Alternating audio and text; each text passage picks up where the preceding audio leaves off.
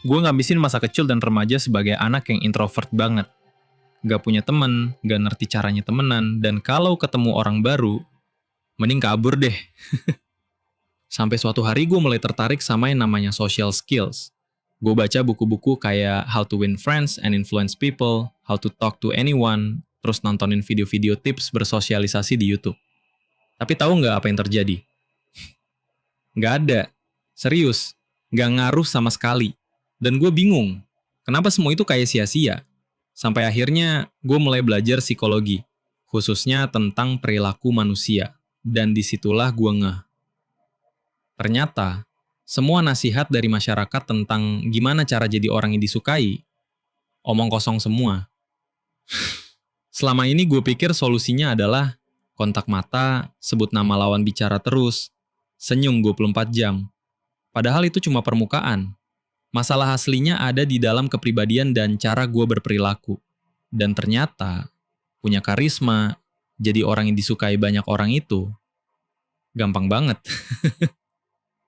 Makanya gue janji, kalau lo nonton video ini sampai akhir dan lo terapin yang gue omongin, orang-orang bisa kecanduan sama kehadiran lo. Welcome to episode pertama dari seri Social Skills. Dan kali ini, kita bahas soal karisma. Jadi, karisma itu sebenarnya terdiri dari 3 elemen. Presence, warmth, power. Kita bakal bahas satu-satu, tapi ingat ya, ini kayak trio macan. Harus kompak. Kalau satu hilang, vibes-nya rusak semua. Oke, kita mulai dari yang pertama, presence atau kehadiran. Di tahun 1886 di Inggris, ada 2 orang yang nyalon jadi anggota parlemen. Menjelang akhir pemilu, ada seorang jurnalis ditanya pendapatnya soal 2 kandidat ini. Dia bilang, yang pertama bikin saya merasa dia orang terkuat di Inggris. Tapi yang kedua, bikin saya merasa saya yang paling kuat di Inggris. Dan tebak siapa yang menang? Yang kedua. Kenapa? Karena dia hadir beneran. Pelajaran pertama dari video ini, lo nggak perlu nunjukin kekuatan buat kelihatan karismatik. Yang lo butuh lakuin adalah bikin orang lain merasa mereka kuat, dan lo bisa capai itu lewat presence. Ketika lo ngobrol sama orang, fokus sama apa yang mereka omongin. Jadi pendengar yang baik. Gue tahu tips ini udah basi banget. Lo udah sering banget denger kayak, kontak mata ya, angguk-angguk ya, senyum manis ya. Tapi jujur deh, bisa aja sekarang gue bilang, lo harus liatin matanya. Lo harus tanya balik biar kelihatan peduli. Lo harus buka tangan lo biar kelihatan terbuka. Tapi semua itu cuma pelengkap, yang penting cuma satu. Ketika orang lain bicara, jangan mikirin apa yang bakal lo bilang setelahnya. Dengerin aja dulu. Itu aja. Nggak perlu mikirin strategi jawab. Dengerin beneran, bukan dengerin sambil mikir, aduh gue tanya apa ya abis ini, biar kelihatan keren. No, just listen. Karena ini kesalahan paling umum. Orang dengerin bukan buat paham, tapi buat nyari giliran ngomong. Padahal ketika lo beneran hadir dan fokus, itu kerasa bro. Dan lo mungkin tanya, tapi bang, orang lain tahu dari mana kalau gue beneran dengerin dia? Jawabannya, dia bakal ngebatin itu, dia ngeh. Dan kita bakal bahas lebih lanjut di bagian berikutnya. Warmth. Sabar dulu, yang penting lo inget, ketika orang lagi ngomong ke lo, jangan mikirin giliran lo ngomong. Dengerin, beneran. Apa yang lo ucapin setelahnya, itu bakal ngalir sendiri, natural. Mungkin ini kedengarannya sepele ya, tapi serius. Sedikit banget orang yang bisa hadir beneran waktu ngobrol. Coba perhatiin deh, kalau lo lagi duduk bareng beberapa orang, terus ada yang ngomong panjang lebar, berapa banyak yang beneran dengerin? Jarang. Dan kalau lo jadi satu-satunya orang yang beneran hadir, orang yang ngomong itu bakal nempel sama lo. Dia bakal ngerasa connect. Dan tanpa sadar, orang-orang mulai pengen ngobrol sama lo, pengen didengerin sama lo, dan pengen nempel terus sama lo. Kenapa? Karena dengerin itu bentuk penghargaan. Dan penghargaan sama dengan value. Dan value adalah hal yang paling dicari manusia dalam interaksi sosial.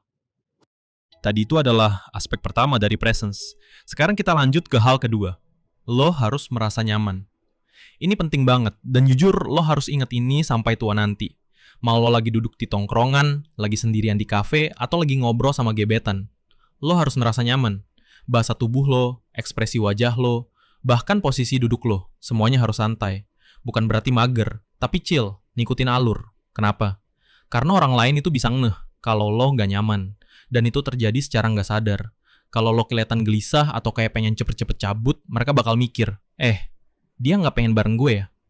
Jawabannya simple, jadi diri sendiri. Spontan, nggak usah terlalu dipoles.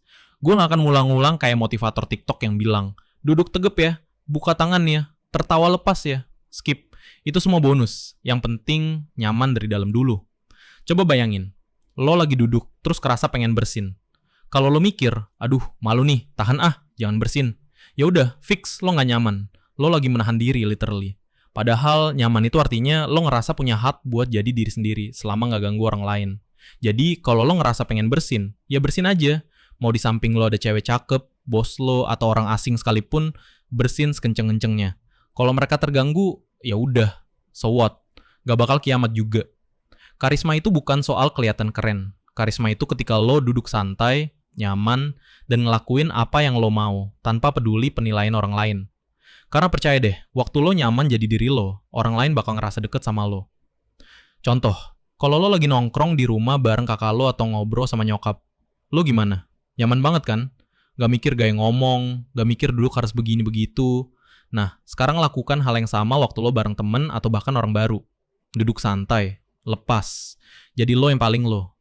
Dan efeknya, mereka juga bakal jadi lebih santai sama lo. Suasana jadi lebih cair, ngobrolnya ngalir. Lo bersin, mereka juga jadi berani bersin. Lo ketawa ngakap, mereka juga ikut ketawa. Lo mau ngelawak garing gak apa-apa. Yang penting niat. Selama lo gak nyakitin orang lain, just do you. Dan itu udah cukup buat bikin lo kelihatan karismatik. Jadi intinya presence itu simple. Lo santai, biar orang lain juga ikut santai, dan lo dengerin mereka beneran. Cuma itu. Tapi dampaknya besar banget. Sekarang, kita masuk ke elemen kedua dari karisma. Warmth, atau kehangatan. Artinya, kebaikan, kelembutan, afeksi, rasa sayang. Oke, bagian ini penting, jadi dengerin baik-baik. Jadi orang baik, penuh kasih. Bukan berarti lo harus terus-menerus muji orang, nurutin semua yang mereka mau, atau jadi yes man. Kenapa? Karena kalau lo bersikap baik cuma buat kelihatan karismatik dan biar disukai, itu namanya munafik. Dan orang tuh, sadar atau enggak, nggak suka orang yang terlalu baik. Kenapa? Karena biasanya nggak jujur, bukan tulus, terasa palsu. Pertama-tama, lo harus ngerti bahwa manusia itu nggak cuma komunikasi lewat kata-kata. Percaya nggak percaya, komunikasi lewat kata-kata cuma 7%. Sisanya, 93%, itu dari bahasa tubuh, perasaan, dan energi emosional. Contohnya gini, pernah nggak sih lo ngobrol sama orang, nada bicaranya biasa aja, gayanya juga nggak aneh-aneh, tapi rasanya kayak hambar, nggak ada feel-nya. Lo sendiri bingung, kenapa ya? Gua nggak connect sama dia. Jawabannya, perasaan, energi.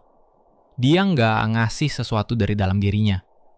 Atau gini deh, misal lo nggak suka dokter, terus lo ngobrol sama dokter, lo senyum, lo sopan, tapi dalam hati lo ngerasa nggak srek. Percaya deh, dokternya ngerasa. Dia nggak tahu kenapa, tapi bakal mikir, gua nggak suka orang ini. Padahal lo nggak ngatain, nggak songong, tapi ya itu, energi nggak bisa dibohongi. Kuncinya, setiap kali lo ngobrol sama orang, anggap aja dia orang baik. Cari sisi positifnya. Lihat kualitas bagusnya. Tapi catatan ya, kalau lo udah kenal dan tahu dia orangnya nyebelin atau toksik, ya udah, nggak usah capek-capek bersikap manis. Ngapain juga coba impress orang yang lo nggak suka. Tapi kalau lo baru kenal seseorang, atau ngobrol sama temen lo sendiri, latih diri lo buat genuinely kagum sama mereka. Ngerasa excited ngobrol sama mereka. Niat buat beneran dengerin. Dan percaya deh, perasaan dari dalam, itu bakal keluar tanpa lo sadari. Dan orang yang lo ajak ngomong bakal ngerasain itu juga. Dia sendiri nggak tahu kenapa, tapi dia ngerasa nyaman. Dan lo juga bakal ngerasa nyaman. Karena manusia tuh terhubung lewat rasa. Kalau lo nyaman, dia juga nyaman. Kalau lo kesel, dia jadi tegang. Kalau lo pengen bareng dia juga pengen bareng lo. Yang penting, selalu lihat orang lain sebagai manusia yang punya sisi baik. Gak berarti lo harus percaya buta ya, tapi punya default mindset bahwa mereka layak dihargai. Dan itu adalah bagian pertama dari warmth. Kehangatan bukan cuma soal rasa, tapi juga soal tindakan. Dan bagian keduanya adalah ini. Memberi. Bukan memberi yang maksa dan nyebelin. Bukan juga jadi over helpful sampai orang ilfeel. Contohnya gini. Lagi nongkrong terus ada temen lo bilang, gue lagi cari rumah kontrakan nih. Dia nggak minta saran, cuma ngomong aja. Tapi lo tahu ada situs yang bagus buat nyari kontrakan. Apa yang harus lo lakuin? Jangan cuek. Jangan juga so asik, terus diem sambil ngelamun. Kasih tahu aja, oh gue tahu tuh situs buat cari kontrakan. Mau gue kasih linknya? Udah, segitu cukup. Jangan langsung buka HP, scroll panjang-panjang, kasih review per rumah, terus maksa dia lihat. Lihat deh yang ini juga bagus. Nih gue kirim ke WhatsApp ya, udah dicek belum? Kemarin gue kirim lo baca nggak? Stop, itu bukan membantu.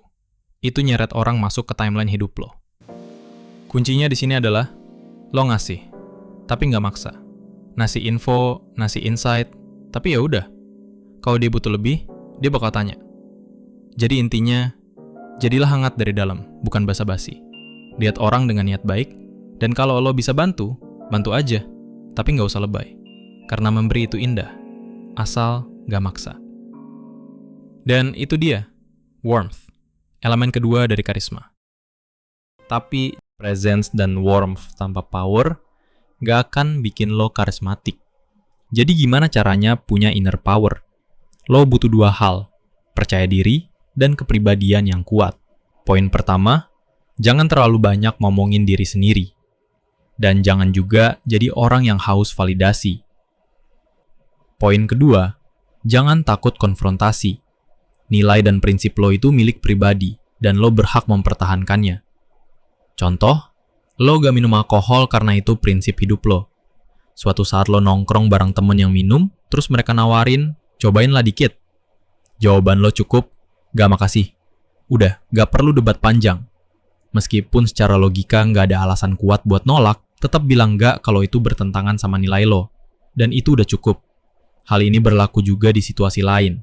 Ada hal-hal yang jadi garis merah buat lo. Kalau ada orang yang mulai nginjek garis itu, hentikan. Jangan biarkan mereka lewatin batas itu. Poin ketiga, body language yang kuat. Lihat deh, bahasa tubuh itu punya koneksi langsung sama kondisi batin lo. Kalau lo ngerasa kuat dan percaya diri, itu bakal kelihatan dari sikap lo.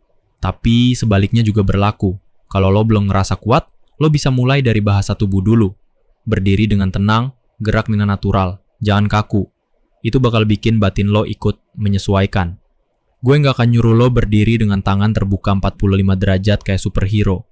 Yang penting itu satu, nyaman. Lo duduk santai, tangan bebas gerak, kaki nggak kaku, jadi diri sendiri. Dan dari situ, power lo bakal keluar.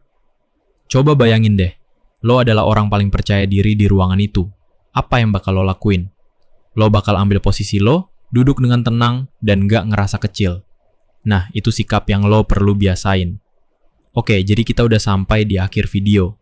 Ingat, karisma itu bukan cuma soal bikin orang suka sama lo atau nurut sama lo. Karisma itu bikin lo kerja lebih efektif, bisa berkembang di karir, dan sukses di hidup secara keseluruhan. Gue adalah filsafat tengah malam, dan jaga diri kalian baik-baik.